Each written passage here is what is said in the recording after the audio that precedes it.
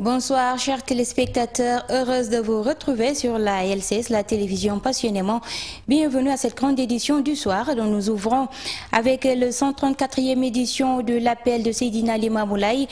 Cambérène est le point de convergence des fidèles layènes du Sénégal qui sont venus nombreux pour puiser en profondeur dans les enseignements du Mahdi. Un moment de piété que tout fidèle n'aimerait rater. Et tous les moyens sont bons pour avoir la bénédiction du Mahdi. L'accueil et l'hébergement des pèlerins fait partie des bienfaits pour les fidèles layènes. Le reportage sur place est avec Aïssatou Thiam. L'affluence était à son comble à Cambérène ce vendredi, coïncidant avec le 134e appel de Seydina Limamou Laye. Venus des 4 coins du globe, les fidèles layènes ont répondu massivement à l'appel. Ainsi, la quasi-totalité des maisons de Cambérène est transformée en résidence pour les autres. Nous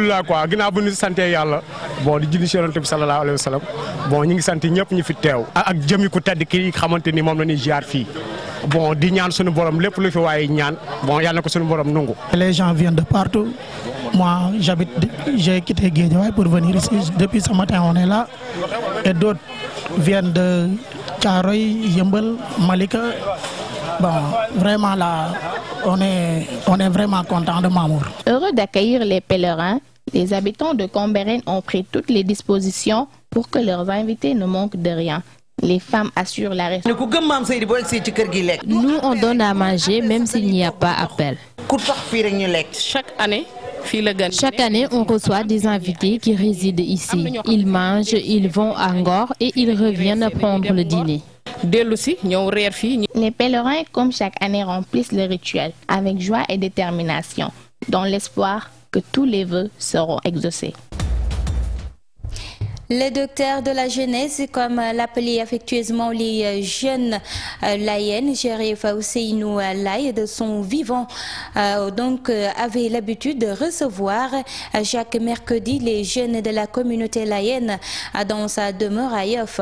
Mamnar Mbengue nous rappelle les bonnes actions de celui qu'on surnommait l'ambassadeur du Mahdi. Chérif Ousseynou Laye est le digne fils de Seydina Issa Rouhou Laye. À la disparition du 4e calife du Mahdi, Seydina Mam Alassane Laye, en 2001, il est devenu le porte-parole de l'actuel calife, son frère Seydina Abdoulaye Thiaw Laye. Après avoir étudié le Coran pour aller ensuite approfondir ses études en théologie à l'université de Kairouan au Maroc en 1964, ce pionnier infatigable parcourt les 4 coins du globe pour annoncer la bonne nouvelle de la venue du Mahdi, Seydina Limamou Laye, et du retour tant attendu du fils du Vierge Marie. À travers une série de conférences annuelles au Sénégal comme à l'étranger, États-Unis, France, Espagne et Italie. Chérif Ousseynou Laye prêche pour l'unité des peuples, la tolérance religieuse, le dialogue des religions, des cultures, ce qui lui a valu tant de sympathie dans la religion musulmane et non musulmane comme à Rome, où chaque année des prêtres viennent assister aux sermons qu'il prodigue à la communauté layène d'Italie. Idole et fidèle compagnon d'une jeunesse qu'il a su façonner conformément aux recommandations de son illustre grand-père Mam Limamou Laye, Chérif Ousseynou Laye a créé et soutenu ce vaste mouvement international Farlouti Dinéji qui fait aujourd'hui la fierté de toute la Oumma islamique, mais il a aussi donné aux femmes une place prépondérante à travers les différentes cellules nationales et internationales de Wanyu Seydina Issa Rouhou Laye qui organise chaque année lors des grandes manifestations de la communauté les restaurants pour les hôtes d'Allah. Le fils de Seydina Issa Rouhou Laye n'est plus, mais ses œuvres demeurent pour toujours. Merci à Mamnar Mbengue. À présent, parlons santé. Ce 31 mai est décrété par l'ONU journée de lutte contre le tabac. Le tabac, rappelons-le, est responsable de 30% des cancers au Sénégal. Il tue plus que le VIH, le paludisme et la tuberculose réunis. D'ailleurs, selon la Ligue sénégalaise contre le cancer, le tabac est aussi responsable donc de plusieurs maladies ou cancer. Plus de détails ici avec Mohamedou Diallo. Avec plus de 10 millions de victimes par an, le tabac sera d'ici à 2020 la principale cause de décès et d'incapacité dans le monde. Selon l'Organisation mondiale de la santé, la cigarette est aussi la principale principale cause de décès évitable. Il est clair que la moitié des fumeurs réguliers aujourd'hui, environ 1 milliard de personnes, finiront par mourir de tabagisme. Il est tout aussi alarmant de constater que des centaines de milliers de personnes qui n'ont jamais fumé meurent chaque année de maladies dues à l'inhalation de la fumée des autres. Donc, côtoyer un fumeur est tout aussi dangereux que de fumer. En effet, la moitié des fumeurs consommant plus de 15 cigarettes par jour meurent d'une maladie liée au tabac et des milliers de fumeurs passifs décèdent tous les ans. Il est prouvé que les produits du tabac contiennent et émettent des agents cancérigènes connus dangereux pour la santé humaine. Les principaux effets chez les adultes sont une augmentation d'environ 25% des risques de cardiopathie et de cancer du poumon, tandis que chez les enfants, l'exposition à la fumée de tabac augmente le risque de mort subite du nourrisson, d'infections respiratoires, d'otite et d'asthme. Consciente de tous ces dangers, l'Assemblée nationale sénégalaise a adopté le vendredi 14 mars 2014 une loi anti-tabac. Cette loi interdit notamment toute publicité autour des produits du tabac, la vente de tabac à proximité des établissements scolaires et le fait de fumer dans les lieux publics. Mais force est de constater que cette loi tarde toujours à être appliquée. Les autorités sont interpellées. La cigarette électronique est devenue un refuge pour ceux qui veulent se séparer du tabac. Elle est parfois présentée comme une alternative moins nocive au tabac ou comme un substitut pour l'arrêt du tabagisme. Elle produit une fumée artificielle qui peut être aussi aromatisée. Certaines personnes se réfèrent à la cigarette électronique. C'est un reportage de Nafissa Ndoye Diop.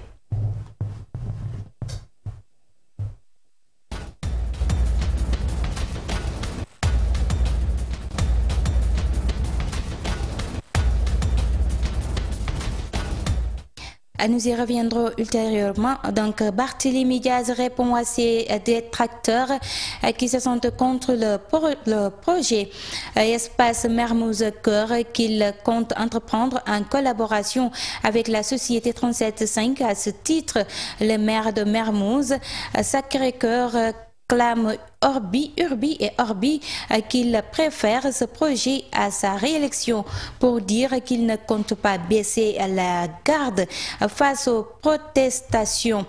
Barthélémy Diaz est avec Mohamedou Diallo. On ne peut pas accepter le chantage. Il faut qu'on se comprenne. Nous sommes en pleine ville et nous avons un terrain de 12 000 m² à 300 000 francs le mètre carré qui vaut 3 600 millions, qui est une poubelle à ciel ouvert, occupée par des vendeurs de foin, par des charretiers, par des mécaniciens, et aucun d'entre eux ne paie un quelconque impôt, une quelconque taxe à la commune de Mermoz Sacré-Cœur. Nous avons déguerpi ce terrain presque une demi-douzaine de fois, et chaque déguerpissement nous coûte en moyenne 5 millions. Aujourd'hui, nous avons décidé, dans le cadre de l'élargissement de l'assiette fiscale, dans le cadre d'une compétence transférée, en l'occurrence l'environnement, mais de valoriser ce site en le mettant en location. Je ne suis aucunement obsédé par un second mandat. Et j'ai déjà dit, je préfère aujourd'hui, parce que j'habite ce quartier, je dépasse ce quartier tous les jours en rentrant chez moi et en sortant de chez moi. Je préfère aujourd'hui voir un cadre de vie amélioré que de m'accrocher à un second mandat. Et comme j'ai déjà dit, je ne suis pas né maire, je ne souhaite pas mourir comme maire. Je me battrai pour obtenir un second mandat de façon objective, mais je refuse le chantage. Et je rappelle aujourd'hui que tous les individus qui sont en train de s'agiter sur le terrain et qui organisent soi-disant des manifestations, ce sont malheureusement les candidats à la mairie de Mermoz Sacré-Cœur. C'est ça la triste réalité. Je vous le disais tout à l'heure, la cigarette électronique est devenue un refuge pour ceux qui veulent se séparer du tabac. Elle est parfois présentée comme une alternative moins nocive au tabac ou comme un substitut pour l'arrêt du tabagisme. Elle produit une fumée artificielle qui peut aussi être aromatisée. Certaines personnes se réfèrent à la cigarette électronique. C'est un reportage de Nafissa Ndoye Diop. La plupart des habitués de la cigarette électronique que nous avons rencontrés nous ont témoigné de leur espoir d'arrêter la cigarette grâce à ce nouveau gadget dans lequel ils voient satisfaction. Ça nous aide à cesser de fumer. Bon, vous savez, avec les tabacs ordinaires, il y a beaucoup de nicotine. La dépendance est forte. Mais avec la cigarette électronique, il y a différents dosages, quoi. Voilà, donc il y a des taux de nicotine réduit jusqu'à 0 mg de nicotine. En toute humilité, je ne suis pas expert de la cigarette électronique, mais je fumais la clope avant, je fumais beaucoup de cigarettes. C'était pas gagné pour moi d'arrêter. Et avec la cigarette électronique, ça fait maintenant 1 mois que je n'ai pas touché à une seule cigarette. Et je trouve que c'est une révolution quand même. Le coût pour arrêter de fumer est cher car les prix sont fixés de 29 000 à 79 000 francs CFA selon le modèle. L'utilisation de la cigarette électronique serait sans risque et effet secondaire d'après la vendeuse que nous avons rencontrée qui s'est appuyée sur des études de fait pour justifier ses dires. Moi je dirais dans quel cas les gens demandent si c'est dangereux. Parce qu'il y a des gens qui achètent des liquides dont on ne connaît pas la marque ni le fabricant. Là ça peut être risqué. Les composants ne sont pas du tout nocifs, c'est des feuilles de tabac la plupart du temps pour les goûts tabac, du propylène glycol qui est alimentaire, de la glycérine végétale qui est aussi alimentaire. Donc là, il n'y a pas de danger. La seule chose qui est présente dans certains liquides, c'est la nicotine. Et cette nicotine sert pour faire contrôler au client, au consommateur, son taux de nicotine et de le faire descendre progressivement. Le sevrage ne peut pas se faire brusquement. C'est dans ce cas-là qu'on peut utiliser la nicotine. Le liquide de la cigarette électronique est chauffé par l'atomiseur à 50 degrés pour transformer la fumée en vapeur, ce qui ne s'appelle plus fumée mais vapoter. Mode ou médicament, la cigarette électronique est devenue un accessoire de main. Cependant, des experts disent qu'il n'y a pas encore assez de recul pour savoir si la cigarette électronique en elle-même comporte des risques pour la santé. Après tout, ce n'est pas un produit naturel. Ce qui est certain, c'est qu'elle est moins dangereuse que la cigarette tout court. Le flou reste donc aussi épais que la fumée d'une cigarette. Transition vers le temple du savoir. Le syndicat autonome de l'enseignement supérieur cherche les voies et moyens pour sauver l'université. Les responsables du SAES se disent convaincus que les étapes d'information claires et transparentes de communication et de sensibilisation des principaux destinataires que sont les étudiants sont indispensables pour anticiper sur les crises au Sénégal. Depuis plus de 10 ans, l'enseignement connaît donc des difficultés, nous dit Yankaba Seydi, coordonnateur du SAES de Dakar. Il est avec Aïssatou Thiam et Maria Massi. On a constaté qu'il nous manque quand même des cadres, des maillons entre acteurs internes d'abord, et entre acteurs internes et acteurs externes. C'est pour cela que les gens là, n'ayant pas ce cadre-là, s'expriment toujours avec violence. Nous disons qu'au niveau opérationnel, au niveau des établissements du supérieur, universités, écoles supérieures, tous les acteurs ne peuvent pas communiquer comme il faut. Donc il nous faut des cadres de concertation et d'échange entre étudiants, enseignants et personnel administratif et technique. Donc au niveau des universités, il nous faut ce cadre de concertation entre acteurs académiques et acteurs de la cité. Tous les segments de la cité, secteur privé, société civile, les collectivités locales, avec les acteurs académiques, les étudiants, les enseignants et les parents, pour périodiquement échanger et voir ce qui ne va pas. Ça, c'est au niveau opérationnel. Nous avons constaté qu'il y avait un manque, nous voulons quand même établir un cadre. On l'appelle cadre de concertation. En montant un peu au niveau stratégique, au niveau de la présidence, nous avons senti qu'il y a aussi un déficit de communication. C'est notre point de vue au niveau du SAES, en nous disant que c'est un peu filaire. Au niveau des établissements, le gouvernement est représenté par un recteur qui est nommé. Il monte voir le président ou bien le ministre. Mais le président n'a pas contact avec d'autres cadres. Donc il écoute son ministre, de temps en temps ses ministres conseillers, mais il n'a pas un cadre comme le Haut Conseil audiovisuel ou bien au niveau de l'ARTP, au niveau académique, au niveau scientifique, on en a besoin. Ce cadre-là qui réunit l'ensemble des acteurs, avec les acteurs académiques, les acteurs de la cité, avec les acteurs académiques, pour que le président puisse avoir d'autres types d'informations, différentes des informations provenant de son ministère chargé de l'enseignement supérieur. C'était là Mamadou Yuri Sall.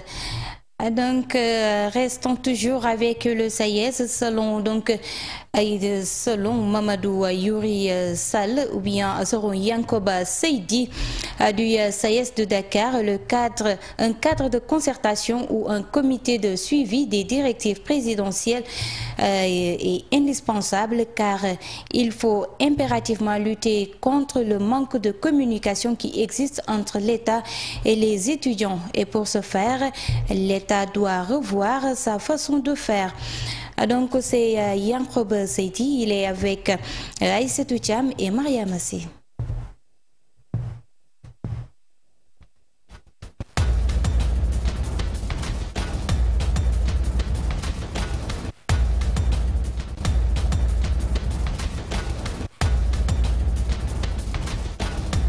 Il ne s'agit pas de parler en termes de sauver l'année comme le ministre le fait. Parce que si vous remarquez, chaque année, c'est cela qu'on fait. C'est comme, qui dirait,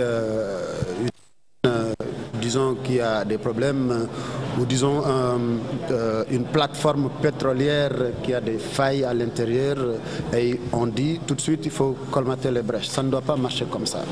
On est en train de chercher à produire, comme un de nos intervenants le dit, les intrants pour notre société.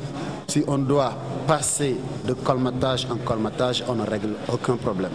Nos réflexions se veulent profondes.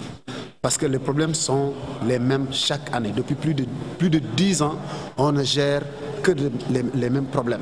Et quand on gère les problèmes en temps de problème, eh bien, il n'y a aucune solution. Il faut de la sérénité. Et il faut arriver également à faire en sorte que, disons, le problème principal auquel on fait face, c'est-à-dire le problème de la gouvernance, qu'on puisse régler cela définitivement. Parce que c'est cela qui déteint sur tout ce que l'on fait du matin au soir. Donc, problème de la gouvernance, il faut arriver à un cadre. La CNES n'a pas réglé ces problèmes. Et nous avions raison de souligner cela. Cela fait 1 an, mais tout le monde sait que c'est comme si les problèmes sont revenus en force. Donc, il y a certains éléments qui ne sont pas des éléments gros, mais des éléments de détail. Et comme le diable se trouve dans le détail, et ce sont ces détails-là qu'il faut régler. Et c'est à l'intérieur de nos universités. Et comme cela, on pourra tranquillement envisager de façon prospective ce qui vient. Mais tant qu'on ne fera pas cela, on va gérer que des tensions, et des tensions qui vont générer des tensions, finalement, ça va nous emporter tous. C'est ce que j'ai l'habitude de dire. Nous sommes en train de créer à la place, en lieu et place des universités, de vrais monstres qui ressemblent aux monstres de Frankenstein. Les habitants de la commune de Kermassar réclament la fermeture ou la délocalisation de la décharge de Mbobos. Ils soutiennent souffrir de maladies respiratoires à cause de l'échappée de la fumée des pneus et autres polluants organiques. Et que nous écoutons à ce propos Khalifa Manga. Il est le représentant des habitants de Mbobos. Il est avec Amadou Kébé. C'est à propos de la décharge de Mbobos. Bon, nous vivons là-bas dans le calvaire, étant donné que depuis que Monsieur le Président a pris service, rien n'est encore fait sur cette décharge-là. Mais jusqu'à présent, on n'a même pas reçu une autorité là-bas sur cette décharge. Et chaque jour, les agents d'Antaka Dakar, ils allument les poubelles. C'est un danger pour la population. Néanmoins, il y a un lycée qui est à côté de cette décharge. Et chaque jour, pour que les étudiants fassent leurs études, il faut qu'ils ferment la porte et les fenêtres. Et c'est dangereux pour les enfants. S'il n'y a pas une réaction, on compte faire une marche. On veut utiliser notre droit. Étant donné que si, comme par exemple, on a fait toutes les démarches qu'il nous faut, néanmoins, même le petit doigt n'a pas été élevé pour cette décharge-là. Chaque jour, on a des fumées à respirer. Si, comme par exemple, l'État ne réagit pas, donc c'est à nous de réagir. Le sport fait du bien et c'est recommandé. À présent, la page sportive, c'est avec Abdou Thiam.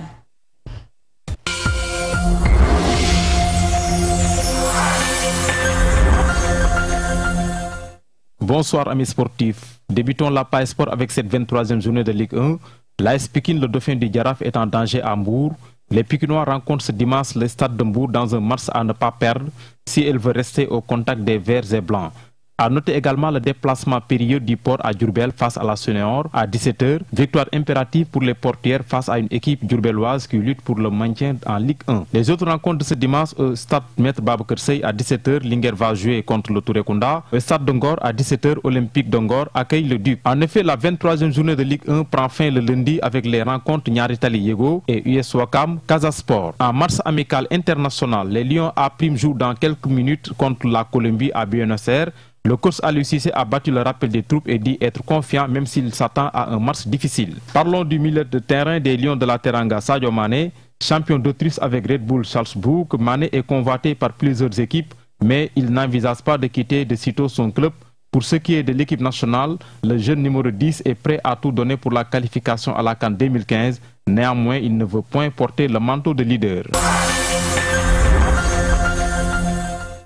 En championnat D1 de handball, 7e journée homme, Ray joue contre le Duc ce dimanche au stadium Lat Dior à Thiès. Pour finir avec le tournoi de l'amitié de Beach Soccer qui se joue ce week-end à la place de Diamalai 2, en effet 6 équipes sont engagées pour cette compétition. Il s'agit de Espoir de Plateau, Mbao, Golfe Sud et Blaise Senghor pour la poule A. Kausara, Gorée, APN et Vision Sport composent la poule B et la finale est prévue le samedi juin. C'est tout amis sportifs pour cette page sport et nous vous souhaitons de passer un bon week-end sportif avec les programmes de la LCS. Merci.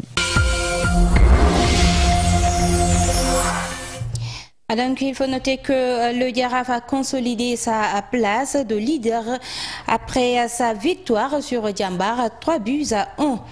Donc, c'était tout pour la page sportive. À présent, donc, c'est avec nos confrères de l'AFP pour la page internationale.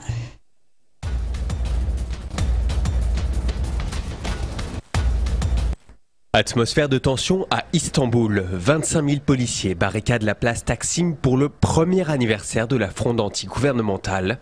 Cette place et son petit parc étaient devenus le point de départ de la contestation contre le régime d'Erdogan. En juin 2013, plus de 3,5 millions de Turcs avaient défilé contre le pouvoir islamo-conservateur. La répression des forces de l'ordre avait fait au moins 8 morts et des milliers de blessés.